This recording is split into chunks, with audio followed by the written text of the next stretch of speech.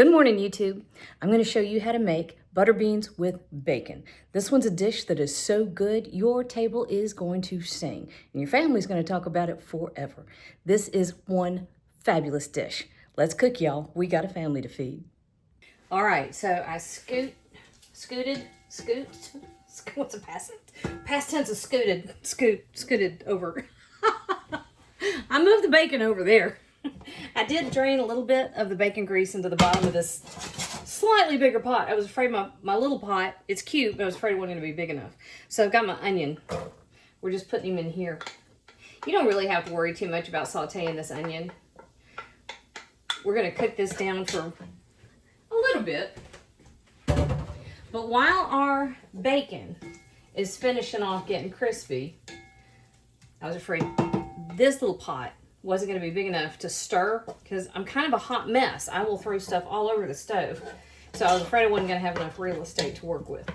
So while this is finishing off getting crispy, I just started my bacon over here in this pan, and then I'll transfer everybody this direction.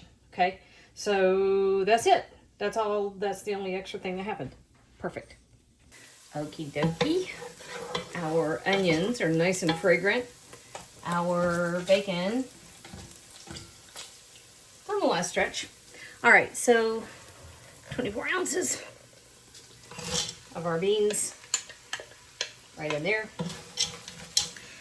And you don't need a ton of water.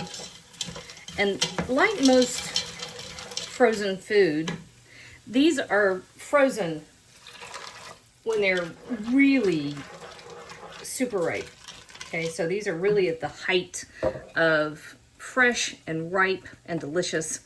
So to the, it's the little tiny corner of the butter paper. We don't need that. That's not part of the recipe.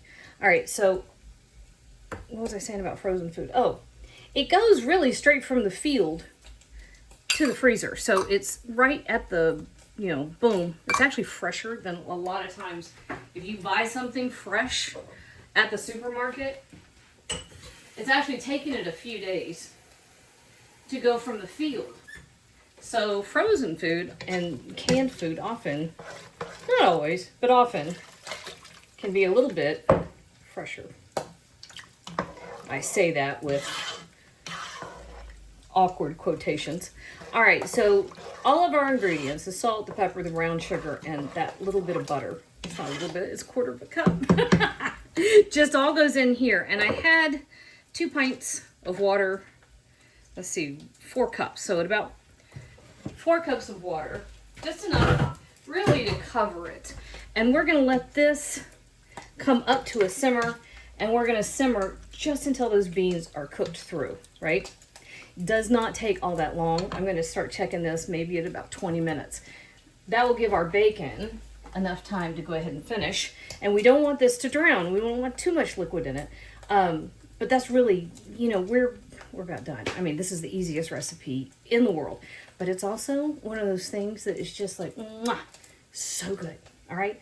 So our hard work's almost over. We're just going to let everything simmer all the way to glory, right? Meet you back here. All right, just showing you that if it's going this hard, that's too much. Just turn it down. All right, and our bacon finished cooking, and I took it out of its little da-da. All right, and because we want to capture all that, I'm actually going to use some of the liquid out of the bottom of our pot here. So I'm gonna, it's not really deglazing. I don't have to deglaze, but I don't want to lose that flavor. So I'm putting in just enough. I poured off the grease, and I'm putting in just enough just to shush it around, just so I can capture it. See, that's it. Back in there. All right, so heat turned down. Just want a nice little simmer. Probably about 15 minutes. Easy peasy. Okay, time is up.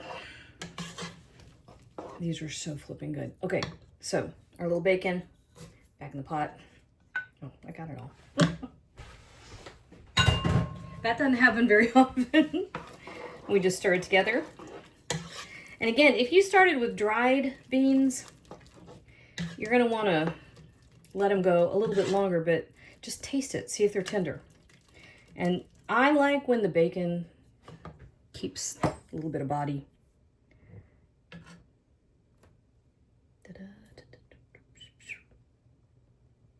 Perfect little bite. So I like to put the bacon back in at the very end. Oh my God. These are so good. That's everything you'd want in the perfect little side dish. And actually, in the Appalachian South, that's a main dish. Pan of cornbread, bowl of butter beans. Actually, there's a song about that. Cornbread and butter beans. Oh, man. I'll try to find it. Go look that song up. It is the best song on the planet. But this is the quintessential Appalachian summer supper. Ah, the memories. Make some. You'll love it. You'll thank me. And you'll be glad you did. Perfect.